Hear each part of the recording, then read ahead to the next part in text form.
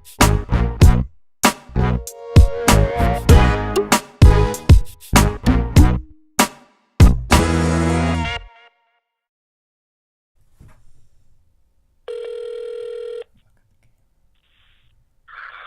up, Backyard Trash Talk? What's up, Seth Ryan? How you doing tonight, Seth? I'm good, man. How about yourself? We're doing well. It's me, John Ireland, a.k.a. J Ireland 20 on the Fortnite. And then we have Money Manziel, a.k.a. Chris Anderson. And then on the phone with us tonight, we have Seth Ryan, a.k.a. I actually will not give away his gamer tag. It's probably not a good idea. Yeah, you got the first part. I was like, that's probably not a good idea. But we'll kind of hop right into it, Seth. And before we get to like your current job, we kind of want to backtrack a little bit. People kind of know that you went to Clemson University, but can you kind of take us through how you decided to pick Clemson as the school you went to?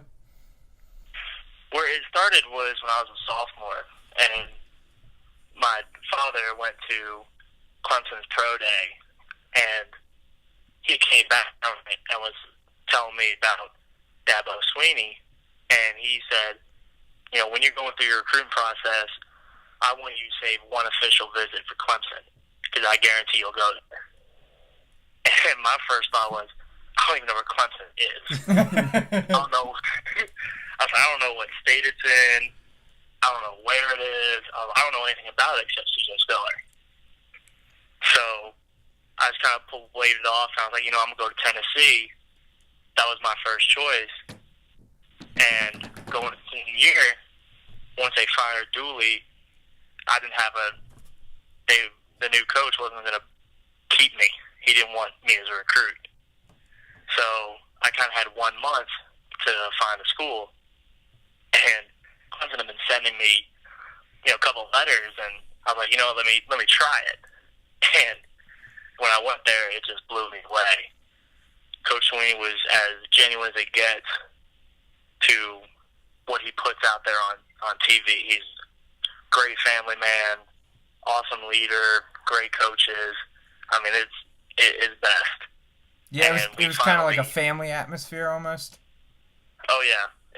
Everything's family. Yeah. They set it up that way where, you know, every coach has his family out there, like at practice. So you always see a bunch of coaches' kids out at practice, and it reminded me of what I used to do.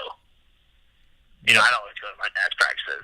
Yeah. And I was like, that's really cool.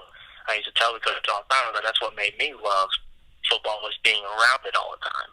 Yeah. And showing that this is what I want to do. Yeah, for sure.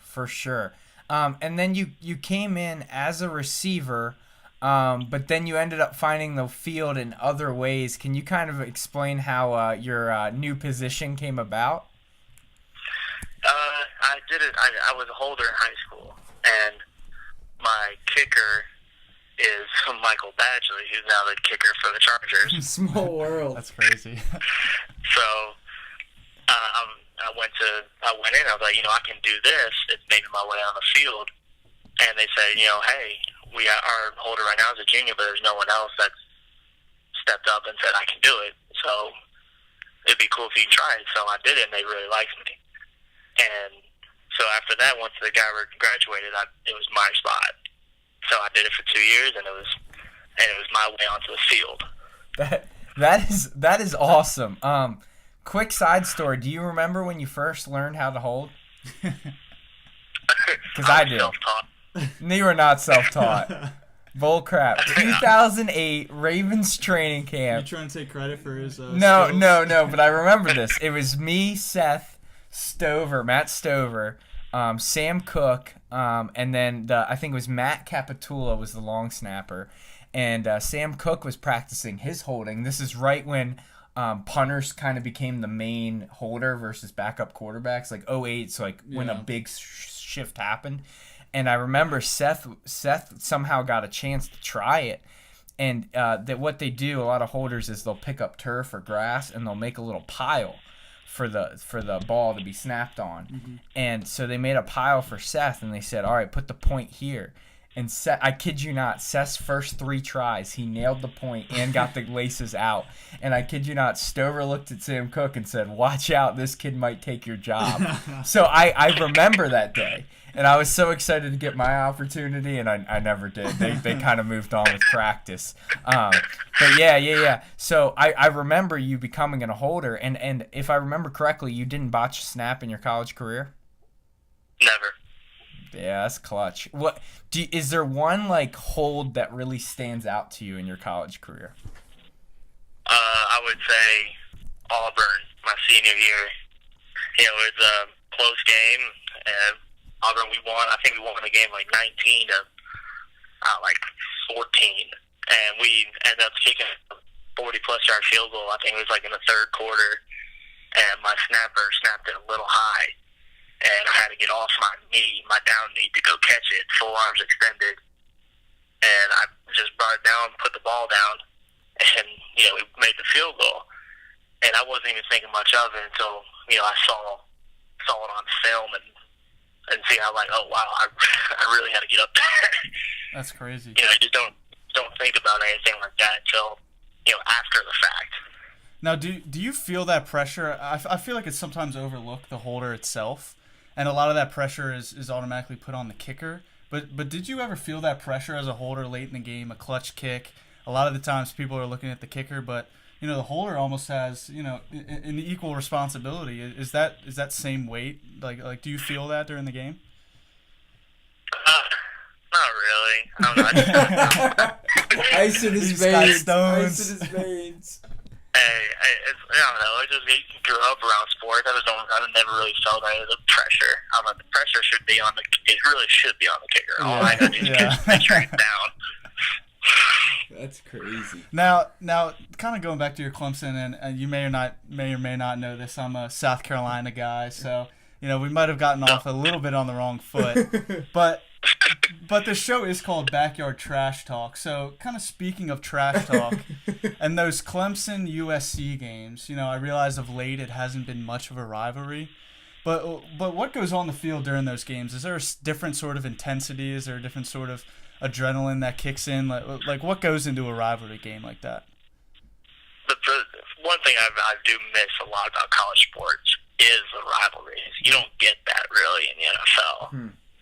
But I think when I was a freshman, it was 2014 or 2013. It was at USC, and I was a redshirt, but Coach Sweeney allowed everybody to travel to the game to go to see the USC Clemson game. So I didn't really know how big of a rivalry this really was until I got there.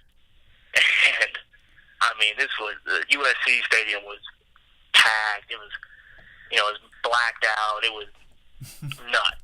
I'm going in halftime, and I'm not dressed. I'm just in a jersey and sweatpants. I'm not dressed at all actually for the game.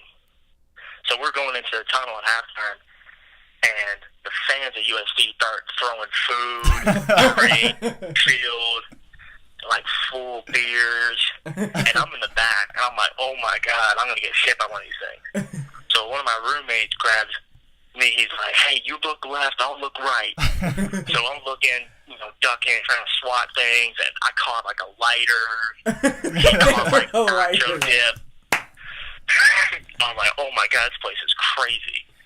And that's my first really noticed, how big that rivalry really is. Yeah, it's pretty unbelievable. Us being Maryland kids and growing up watching the Ravens and being kind of NFL fans, you don't really get to feel that game day atmosphere that you do as a Saturday in the fall in a place like Columbia in the South. Yeah. It's really just a different world down there. It's crazy, and until you experience it the first time, you really just have almost no understanding what really how much passion goes behind it, and people are always throwing stuff, and it's crazy. Yeah. It's honestly a great it's a great rivalry. Yeah, you see a lot of middle fingers.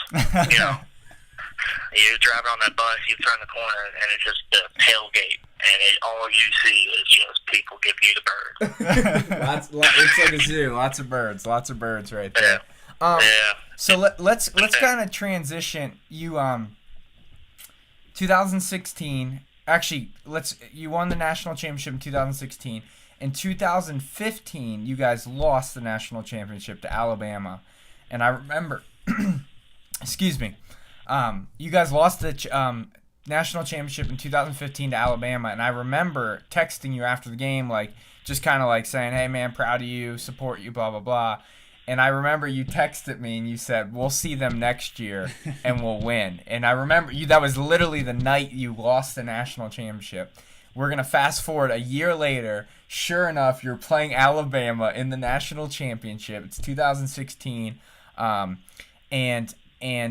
you guys go down the field. Hunter Renfrow catches the game winner with seconds expiring. And then you had to kick the field goal after that, right? The extra point? Correct. So when you were coming onto the field at that point, what was going through your head? You know, the first thing that's going through my head, was just like relief. Yeah. That you worked so long, you worked so hard, you grind 4 years to finally get this moment, and you succeed. And the first thing I'm looking for is, I'm looking up to see my family up in the bleachers, trying to point to them, and then my next thought was, wait, let's get this kickoff first, and then we'll celebrate. I was like, make sure I got 11, went through my normal test, and as soon as that kick went up, and I started breaking down, I was so happy to win it, and to that this was my last game, and to go out as a champion is it's hard to beat. Yeah. And hey, I would have gotten out of there too if Deshaun Watson declared for the draft. That was a good time to get out on top. So you graduate, and at this point you're like, all right, I know I want to coach in the NFL. Tell me how you got hooked up with the Chargers. Well, I had declared before my last year at San Francisco that I had one more year of eligibility. And I said, I'm done after the season. I want to move on. Because I just knew that we were going to win, and I want to leave as a champion. Yeah. So I said it was my last year, and my original plan was to go intern up in Buffalo with my dad. But, we got late in the season, and he got fired. Now I was kind of stuck, and I didn't know where I was going to go. And Anthony Lynn texted me and said, wherever I go, you'll have a job. I've known him since I was 14. So I was just basically waiting on him and see where he ended up. And he ended up with the Chargers. So after I congratulated him, I texted him a couple days after he got the job. And I said, if you still have that opening, I would like to be on your staff. And he said, I need you here 2 days after the Super Bowl. And I'll be there. So me and my girlfriend, now fiance, packed our bags, and we booked a one-way trip to LAX. That is crazy. Now, so you get in LA, they just recently moved from San Diego, correct? When we first got there, they were still in San Diego for 6 months. Okay. So what was that transition like, going from San Diego? They've been there for almost ever, and they've had fans, and now going to a new city, sharing it with the Rams. What was that transition period like? It was different, that's for sure. Not many times your first job is going to be a transitional year. Yeah. Where, me and fiance are staying in the hotel for 6 months. We're starting to look at other places in LA, trying to commute every weekend, trying to find a spot, and not really even knowing anybody in the city. You don't really know anybody. That in itself was tough. Now you transition from, you're moving the whole team. There's a lot of stuff you don't think about. Little stuff. Like the first day of training camp. Guys are pulling to this facility they've never been to. They don't know where to park. So my first job at the training camp was to go tell everyone where to park. So it was tough, and I think a lot of it also it bonds the team more because they go through all these different changes and they do really well. Now they think that there's nothing that can tear them apart. That's interesting. So you said you started off as kind of like a parking attendant type of role. So it's no, but seriously, how is your kind of role transitioned and you're new in the league, I'm guessing kind of near the bottom of the totem pole. How does that kind of process work of moving your way up and kind of where are you now? First off, I was not near the bottom pole. I was bottom of the totem pole. I was like, any grunt work that you could think of, I had to do. I had to go grab water for coach. I had to stock the refrigerator. I do all that. I did all that little stuff, and then probably didn't do much football until we actually got into the season. And then now I don't. It's like I do all the quality control work. After 2 years of being an intern, they promoted me. So basically, you just have to do everything that they say. Yeah. And so I've had friends and family members ask me that know that you're coaching there is what does your job look like on a Sunday? And I know with this promotion it might look different, but if you could potentially predict or if you know exactly what you're going to do on game day, can you kind of take me through what your role is on a Sunday during the game? During the game, I do a lot of charting. So I chart our plays and write down what we did, like what we called. That was one job. My first year, that was one job. And then last year, I did that and I charted our run pass tendencies and defensive coverages. So I just charted our run pass to see if we were doing anything that a team could pick up on. When I say run pass tendency, I mean like if it's 2nd and 7 to 10, what are we doing? More runs? Or are we doing more passes on the first play of a drive? Are we run more runs or more passes? And then if we start to get heavy on one side, that's when I communicate to our offensive coordinator and say, "This is what we're doing. Let's try and do this so we balance." Yeah, for sure. And defensive coverages, I work more with quarterback coach and the coordinator and be like, "Hey, I'm seeing this. They're starting to play us this more in the second half than they did in the first half." So that's their adjustment. Yeah, they're doing this more. And what I think people don't see, like your casual fan, is that there are a lot of people that go into a decision being made, like a timeout, a yardage, everything, and it's not just the coordinator. It's a quarterback's coach. It's a quality control guy. It's a potential intern on a team that is all putting in information during the game at such a fast pace. So it shows that the good teams have good coaches from top to bottom. It's not just necessarily one genius at the top, but it's empowering guys under you to make those decisions. And when we look at the Chargers, historically, and especially the last couple of years, you guys have an amazing receiver core. And I know you work with the wide receiver specifically, but I have a question for you. Keenan Allen went in the 3rd round.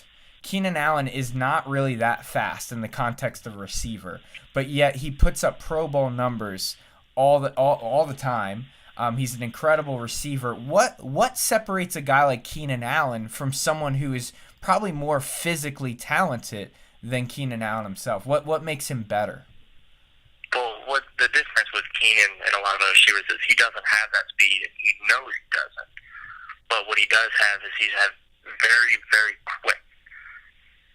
His change of direction is top notch. So he can use that to his advantage and appear almost faster than he really is. He understands routes and how certain leverages he can win. To where he can, tumble the femur, he can break leverage. He's great off releases. So he uses all these tools to help him get open. Whereas some guys that are just straight line speed may not be able to get out of their cut fast enough. So even though they're faster than him, they may not even appear near as open as he is. Wow. Yeah, that's true. Quick hot take. You're starting a team, you're a GM, and you could pick between Mike Williams or Keenan Allen, and you're going to be the GM of this team for 3 years, so age doesn't matter. Who are you taking? Keenan Allen.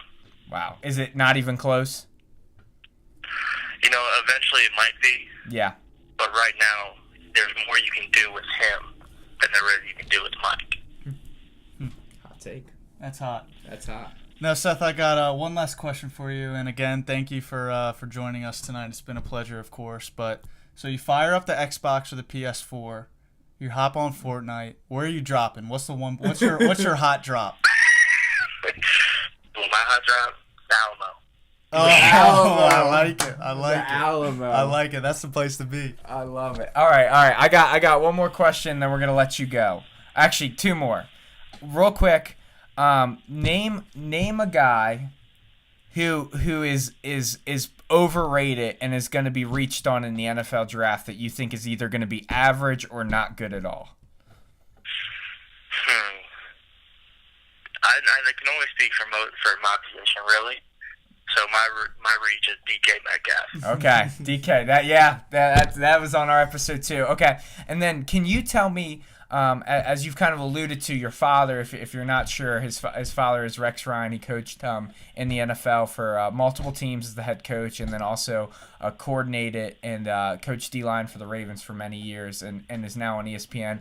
But when he was a head coach, can you tell us like a funny story that maybe you were in on or saw when he was with either the Jets or the Bills or even potentially the Ravens? All right, I got two for you. Oh, 2 for 1 special. Well, when I was in high school, it was my dad's first year. He made the AFC Championship against New England. I mean, not New England, Indianapolis. And he was the Jets coach. This is when he was a Jet. Yep. So it's his first year. Well, I went to all the playoff games. So I went. Well, my brother also came, and so did my cousin James. So he had like a big suite at the hotel he was staying at before the game. So this was the night before the game. Me and my brother and cousin, we don't get to see each other all that much because we all live different parts of the country. So we're all together, and we start playing around, like, the other bedroom, the living room, all that. And we're being kind of loud, but it's like 3 in the morning. And at some point, we noticed the light in his room went on. I went, oh gosh. So we sprint out of the room, jump into our bedroom, turn off the lights. All of a sudden, he comes storming in and he's like, I know you guys are awake. I'm only coaching the biggest game of my life tomorrow, and you guys gotta wake me up. He said a few other words that I won't repeat. Yeah, appreciate it. But he was he was a little salty, but after the game, he was after we lost and all, he was a little mad, and then I tried to cheer him up. I was like, don't you really wish that you had those extra hours of sleep? Oh, jeez, too soon. And he thought, he lightened up. He thought it was a little funny. Okay, that's so good. we go next year. They go and play Indianapolis, and we all went again. So we might as well wake him up again. I mean, he was a little more lighthearted that time. That's funny. One I wasn't invited. I was not a part of, but I heard through another coach who coached with him in Buffalo. His last year in Buffalo. For those people who don't know, my dad is a huge baseball fan and loves the Chicago Cubs. So they were in the World Series, for the first time in a while, and they had won in 106 years. Yeah. So they're going to Game 7. It's being played, I think, in Cleveland. Well, this is like a Tuesday of a game week. He comes into the staff meeting and was like, hey, just so you guys know, the entire coaching staff is going to Game 7. Oh, wow. Jeez. It's 100% mandatory. You all are going. And this is the biggest game plan part. So we had coaches. They're all on a bus driving to this game. And you got coaches freaking doing game plan on a bus, with beer. So, and I was like, that's just what he does. Yeah. He's an opportunity. He's not going to turn it down. Yeah. But that's one. So the Cubs win Game 7, and the entire Bills coaching staff was there to see it. Yep. That's incredible. That's an incredible story. Well, Seth, we really appreciate having you on, and good luck to the Chargers this season. I'm wearing my quarter zip in support. And stay tuned. Watch some Chargers games. See how those receivers play. That's all, Seth Ryan. Seth, have a good night, man. You too, guys. I appreciate you having me. All right. Thanks, Take Seth. care. Bye. So that's all, folks. Seth Ryan, full interview right here at YouTube. He's going to be a big star. Take care. Bye. Peace.